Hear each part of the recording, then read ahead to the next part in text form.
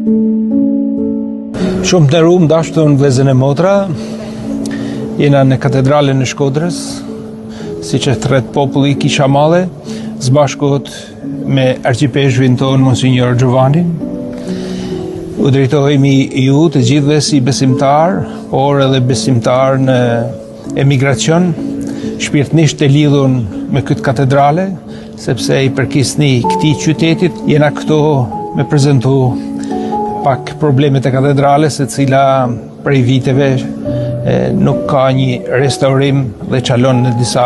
sektor të saj. Katedrali Shkodrës nuk është vetëm një kishë, por përfaqëson në të vërtetë një vend fetare shumë të rëndësishëm për gjithë Shqipëri e për gjithë shqiptarët që janë brenda e jashtë. Ashtu si tha famulitari Don Blash, ka kohë që këtë vend nuk ka pasur ndërhyrje për mirëmbajtjen, atëherë është një detyrë, besoj, për të gjithë, për të restauruar që këtë vend të jetë një vend kur të gjithë mund të hynë brenda, mund të gjejnë paqe, mund të kremtojmë sakramentet, mund të takohemi edhe njëri me tjetrin. E besoj që është një vend i shenjtë, jo sepse këtë katedrale ka parë shumë ngjarje gjatë jetës së saj. Mendojmë sa meshtarët kanë kaluar këtu, meshtarët martirët që kanë qenë shuguruar, që kanë shërbyer në këtë vend. Besojmë edhe shenjtrit, Shen Gjon Pali II që ka kremtuar mesh në këtë vend, Shen Nana Teresa që ka qëndruar në këtë vend. Do me thënë, është një vend që duhet të ruajmë e duhet të mbajmë si një vend që në të vërtetë jep kuptimin edhe besimit ton kulturës së sonë. Për këtë arsye besoj që duhet të angazhojmë për mirëmbajtjen e vendit e kësaj katedrale. Katedralja është shumë e çmueshme, identitare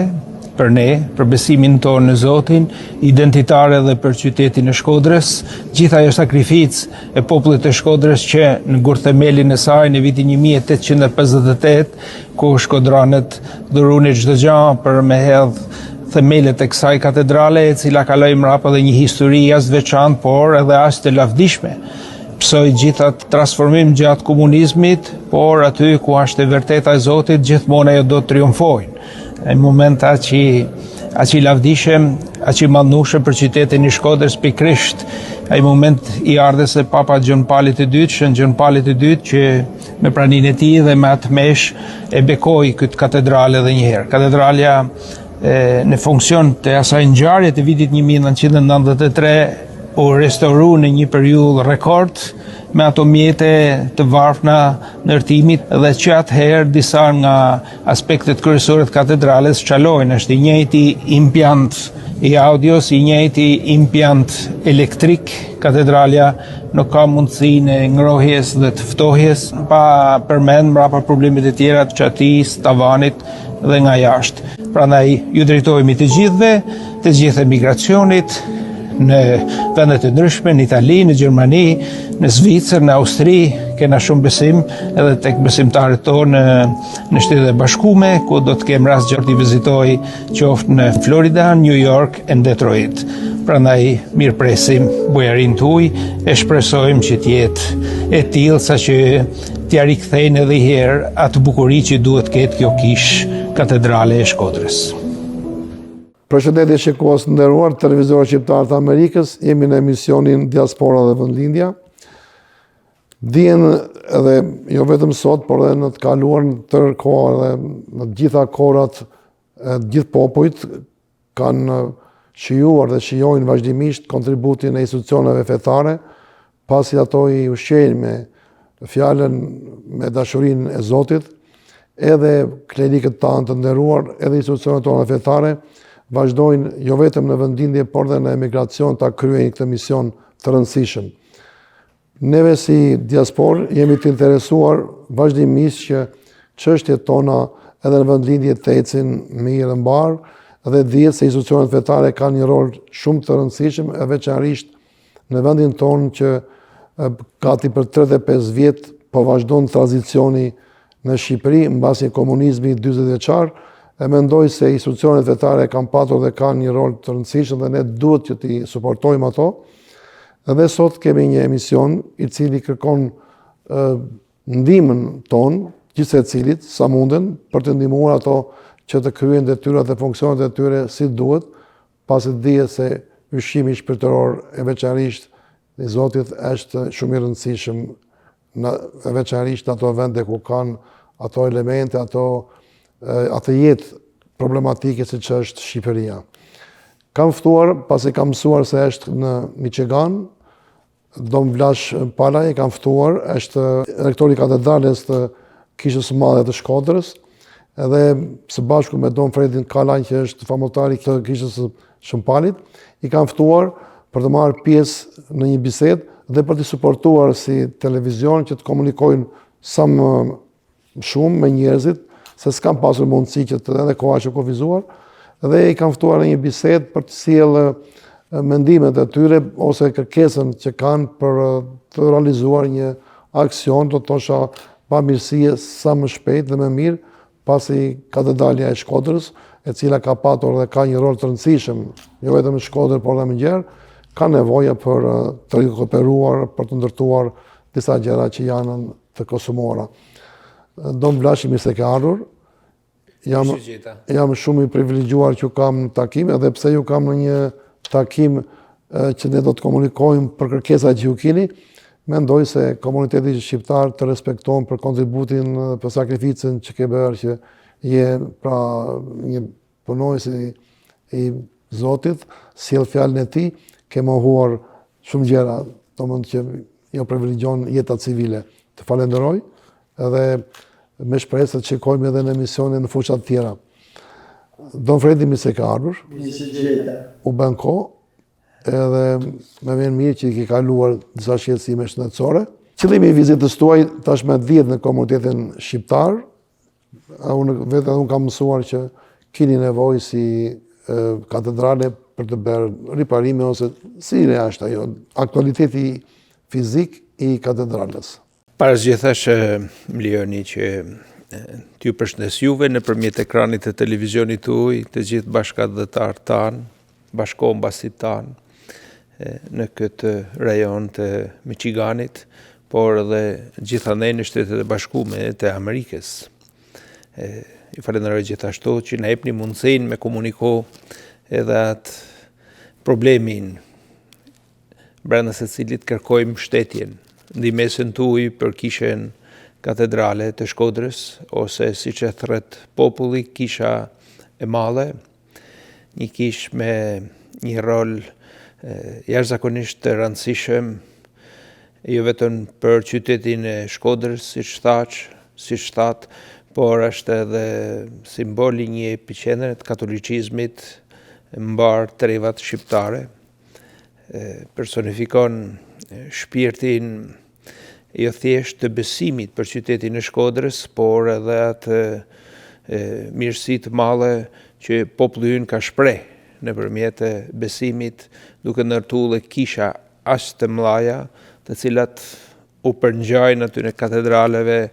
të qyteteve të mëdha europiane edhe më larg, por që nga ana tjetër shprehin edhe atë fisnikrinë e shpirtit shqiptar, i cili nuk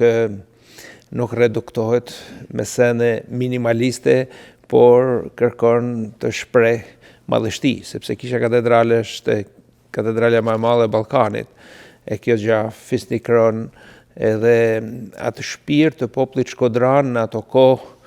të okupimit otoman, sepse gurthemeli daton në vitin 1858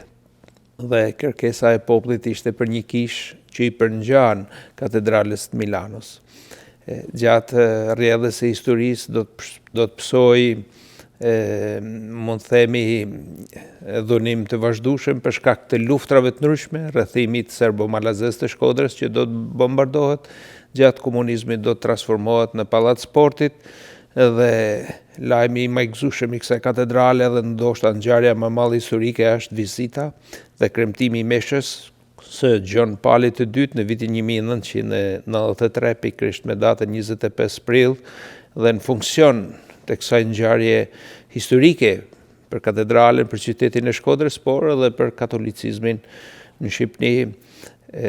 Katedralja nga Pallat Sportit u rikthye edhe herë në atë identitetin e saj si kishe malle, por me ritme shumë të përshpejtume. Dhe nga i vit e sot, katedralja ka met me ato restaurime të asaj kohe dhe shumë sektor, për mos me thanë të gjithë sektor, të gjithë se thush, në gjithë aspektet e saj, kisha katedrale çalon. Po ajo çka është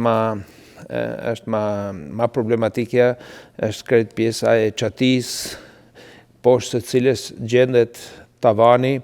një dimension jashtëzakonisht i madh, vepër e të madhit Kolidromeno, themeluesi edhe i qytetit të Shkodrës nga ana arkitektonike, mund të themi, dhe mrapa në të gjitha impjantet elektrike, sistemin e fonisë, problemet e kondicionimit të katedrales, problemet e izolimit termik, fasadat, dhe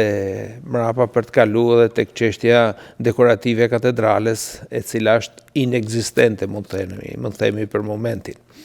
Ajo është personifikim i shpirtit madh, por se nga ana artistike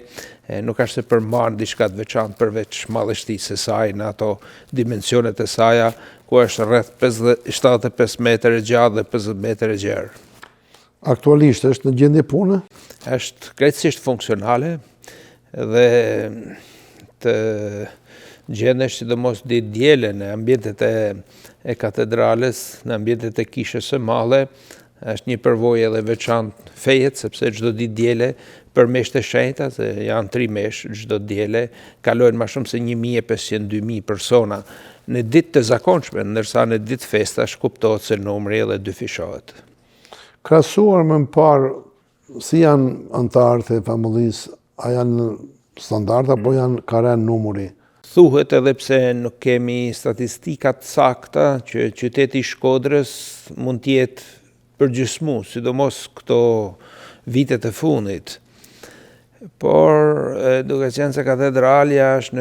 në qendër të qytetit, edhe tashmë është edhe një ndër zonat